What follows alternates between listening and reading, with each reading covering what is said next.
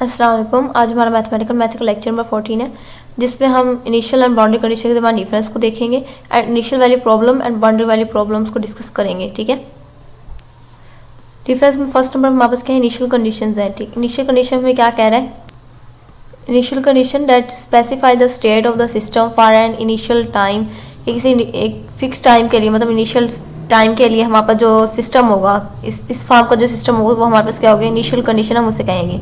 अब for example हमें ये कहना चाह रहा है कि अगर हमारे पास कोई इंटरवल हम कह लें कि 0 से 1 तक का कोई हमने ले लिया, ठीक है, रियल लाइन पर हमने 0 1 ड्रा कर लिया। अब उसके इनिशियल टाइम पे अगर हमें कोई सिस्टम गिवन है कि हम कह लें कि y of 0 is equal to कुछ समथिंग हमें दिया गया है, गिवन है, एंड सेकंड जो गिवन होगी कंडीशन, मतलब फर्स्ट कंडीशन ये होगी, या हम इसी के सेकंड नंबर पे डेरिवेटिव ले लें, वो भी किसी हम कह लें 1 के इक्वल है। तो इस तरह के मतलब जो सेम वैल्यू के लिए यहाँ पे जो वैल्यू होगी ना 0, मतलब x की जो वैल्यू होगी, इंडिपेंडेंट की जो वैल्यू होगी वो सेम होनी चाहिए। y यहाँ पे हमारा क्या है, डिपेंडेंट वेरिएबल है, और x हमारा क्या है, इंडिपेंडेंट, क्योंकि y जो है वो x पे डिपेंड कर रहा है। ये यहाँ पे चीज़ कही जा रही है कि अगर हमारे पास सेम मतलब वैल्यूज़ के लिए जो भी हमें गिवन होगा सिस्टम, वो हमारी इनिशियल कंडीशन होंगी। अगर बाउंड्री कंडीशन में क्या है कि अगर हमारा जो सिस्टम डिस्क्राइब किया जाए, बिहेवियर जो है उसका, सिस्टम का बिहेवियर, उसकी बाउंड्री बता रहा हूँ मैं कि बाउंड्री हमारे पास इसमें क्या है, 0 और 1 है ऐसी। अब अगर 0 और 1 पे हमें गिवन हो, जैसे यहाँ पे हमने लिखी हुई है, हमारे पास क्या है, y double prime plus y is equal to 0, ये हमने एक जनरल जो है ना अपना एक लिख लिया है कि हमारे पास एक ओडी है कह लें। अब इसका जो हमने कहा, इस पर कंडीशन क्या है, फर्स्ट कंडीशन है y of 0 is equal to 1 and y of 1 is equal to 0। अब ये दोनों एक 0 एंड 1 इसकी क्या है, बाउंड्रीज हैं इसकी। तो इन दोनों बाउंड्रीज पे हमने क्या कर लिया, इसको डिफाइन कर लिया कि y ऑफ 0 पे हमें इसका आंसर क्या मिल रहा है 1, और y ऑफ 1 पे इसका आंसर हमें 0। तो ये जो है ना हमारी कंडीशन है। अब यहाँ पे देख रहे जो हमारे इंडिपेंडेंट वेरिएबल मीन जो x है, इसकी वैल्यूज क्या है, चेंज है, 0 और 1 है, डिफरेंट वैल्यू है, तो हम कहेंगे हमारी क्या बाउंड्री कंडीशन है। अगर यहाँ पे देखें, इसमें हमने जो ली थी उसमें 0 0 सेम वैल्यूज के लिए है, मतलब x दोनों में क्या है, सेम है, तो ये हमारी क्या थी, इनिशियल कंडीशन थी। तो अब से यहाँ तक इसका डिफरेंस जो होगा क्लियर होगा। सेकंड नंबर पे हमने क्या राइट किया हुआ है, क्या differential equation along with condition, क्या हमारे पास डिफरेंशियल इक्वेशन जैसे ये कोई डिफरेंशियल इक्वेशन है, ठीक है, कंडीशन के साथ हो के हमारे पास जो डिपेंडेंट वेरिएबल है और उसका जो डेरिवेटिव है वो किसी जो गिवन होगी वैल्यू, वो क्या होनी चाहिए, सेम वैल्यू के लिए होनी चाहिए। जैसे अभी यहाँ पे हमने देखा है कि ये हमारी क्या थी, ओडी है हमारे पास, ठीक है, हमने इस पे जो डिपेंडेंट वेरिएबल है, हमारा डिपेंडेंट वेरिएबल क्या है, y है, और y का डेरिवेटिव है हमारे पास y प्राइम ऑफ 0 लिखा हुआ हमने। इसका जो वेरिएबल है ये किसी इंडिपेंडेंट वेरिएबल, मतलब सेम इंडिपेंडेंट वेरिएबल के कंस्टिट्यूट होना चाहिए, वो हमारे क्या होगी, इनिशियल वैल्यू प्रॉब्लम होगी। और यहाँ पे जो इंडिपेंडेंट वेरिएबल है वो x है, x यहाँ पे भी 0 है और यहाँ पे भी 0 है। तो इस तरह की जो हमारे पास डिफरेंशियल इक्वेशन होगी, उस पर जो कंडीशंस होंगी, इन कंडीशंस को हम कहेंगे कि हमारे पास क्या है, इनिशियल कंडीशन है।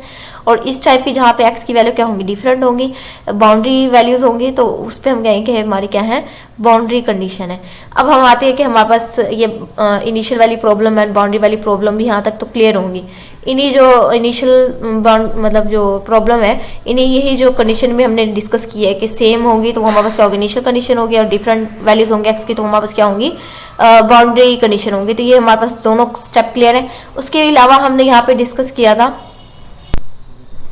कि हमारे पास ये ओडी गिवन होगी, इसका हमने जनरल सोल्यूशन फाइंड करना सीखा था कि हमारे पास अगर 3 टाइप के रूट्स होंगे उनसे रिलेटेड हमने किया था कि अगर हमारे पास कम्प्लेक्स रूट, इस हमने लास्ट में भी ही लेक्चर में हमने इस तरह की जो है ना सॉल्व की थी, इन 2 प्रॉब्लम्स को सॉल्व किया था। इनको सॉल्व करते जो हमने फ्लो ट्रांसफॉर्म अप्लाई की थी, तो उससे हमारे पास इस तरह की एक ओडी आई थी, ठीक है। ये जो डिफरेंशियल इक्वेशन बनी थी, इसका जो हमारे पास रूट आया था क्या आया था, कम्प्लेक्स रूट आया था। तो उसका सोल्यूशन पता है, इस तरह से लिखते y of x is equal to आ जाए c1 cos x आ जाएगा प्लस c2 sin x आ जाएगा। अब यहाँ पे c1 एंड c2 ये हमारे पास क्या है, आर्बिट्रेरी कांस्टेंट है। क्यों, क्योंकि हमारे पास क्या है, यहाँ पे कोई माइनिफाइट सोल्यूशन एग्जिस्ट करते हैं। अगर c1 एंड c2 की वैल्यूज चेंज होती जाएंगी, जैसे जैसे हम यहाँ पे चेंज करते जाएंगे कंडीशन, तो ये हमारे पास इन्फिनाइट माइनी सोल्यूशन, कि अगर हमारे पास इन कंडीशंस को पुट करें तो ऐसी कंडीशन भी आ सकती है ना जिसमें हमारे पास c1 तो हमें आंसर दे लेकिन c2 का हमें मतलब कोई आंसर ना मिले, तो वो c2 यहाँ पे c1 0 हो जाएगी, तो बाकी जो इसका सोल्यूशन बचेगा, मतलब यहाँ पे तो हमारा सोल्यूशन सिंपल आ गया कि जब हम ये कंडीशन अप्लाई करते हैं तो इन कंडीशन से एक कंडीशन से हमें क्या मिल जाएगा, c1 0 एंड सेकंड से c2 0 मिल जाएगा। तो इससे हमारे पास जो सोल्यूशन बनेगा c1 एंड c2 की वैल्यू जब हम इस जनरल सोल्यूशन में पुट करेंगे तो हमें क्या मिल रहा है, y of x is equal to cx मतलब cos x। तो ये हमारे पास क्या आ गया, यूनिक सोल्यूशन है। और अगर यहाँ पे हमारे पास c2 या c1 में से कुछ साथ होता तो हमने ये कहना था कि हमारे पास क्या है, इन्फिनाइटली मैनी सोल्यूशन इसके क्या करते हैं, एग्जिस्ट करते हैं। बट जब भी इनिशियल कंडीशन होगी तो हमारा जो सोल्यूशन है वो क्या होगा, यूनिक सोल्यूशन होगा। और जब बाउंड्री कंडीशन होगी तब हमारा सोल्यूशन यूनिक भी हो सकता है, नो सोल्यूशन भी हो सकते हैं, मतलब कोई सोल्यूशन एग्जिस्ट ना करें, या इन्फिनाइटली मैनी सोल्यूशन हो सकते हैं। अब जैसे इसके लिए फर्स्ट जो हमने इसकी एग्जाम्पल ली थी, इसमें हमारे पास जो सोल्यूशन बनेगा वो हमारा यूनिक सोल्यूशन आएगा। एंड जब इसमें हम सोल्यूशन निकालेंगे, मीन इसका भी जनरल जो बनेगी वो तो ये फॉर्म बनेगी ना, Y of X is equal to आ जाएगा C1 cos x आ जाएगा and plus C2 sin x आ जाएगा। अब जब हम इसमें एक बार x को 0 एंड इधर y को हमने क्या पुट करना है, 1 पुट करेंगे, तो इसका हमें जो सोल्यूशन मिलेगा वो हम राइट कर लेंगे। एंड सेकंड, एक बार हमने x को पाई पुट करना है और y को हमने क्या पुट करना है, a पुट करना है। तब हमें जो सेकंड सोल्यूशन मिलेगा उन दोनों C1 C2 की जो वैल्यूज आएंगे उसको जनरल सोल्यूशन पुट करेंगे, तो हमारे पास सोल्यूशन जो बनेगा वो इनफिनाइट सोल्यूशन, मतलब उसमें कोई एक कांस्टेंट साथ में आ रहा होगा, या तो C1 या C2। तो ये पुट करके आप लोगों को चेक कर लेना। एक पे इस पे हमें क्या मिल रहा है, यूनिक सोल्यूशन, और इस पे जब ये वाली कंडीशन पुट करेंगे तो हमें क्या मिलेंगे, इनफिनाइटली मैनी सोल्यूशन एग्जिस्ट करेंगे। तो ये और इसको हमने डिस्कस किया है। उसके अलावा हमने प्रॉब्लम्स देखी थी, एक हमने ये प्रॉब्लम डिस्कस की थी लास्ट लेक्चर में और एक ये प्रॉब्लम। अब हमने इस पे चेक करना है कि हमारी इनिशियल कौन सी है और बाउंड्री कौन सी है। अब ये देखिए यू जो है हमारा किस पे डिपेंड कर रहा है, x0 पे। एंड सेकंड में जो इसका डेरिवेटिव है वो भी x0 पे डिपेंड कर रहा है, मीन सेम इंडिपेंडेंट वैल्यूज है हमारे पास, इधर भी x0 इधर भी x0। तो हमें यही से पता चल गया कि हमारी क्या है, इनिशियल वैल्यू प्रॉब्लम है। एंड सेकंड अगर प्रॉब्लम को देखें तो यहाँ पे u हमारा किस पे डिपेंड कर रहा है, x और 0 पे, और यहाँ पे u हमारा किस पे डिपेंड कर रहा है, x और t पे। मीन x की क्या है, डिफरेंट वैल्यू, यहाँ पे x0 और यहाँ पे xt है। इंडिपेंडेंट वैल्यूज हमारी क्या है, डिफरेंट है। तो इससे हम पता चलेगा कि हमारी क्या है, बाउंड्री वैल्यू प्रॉब्लम है।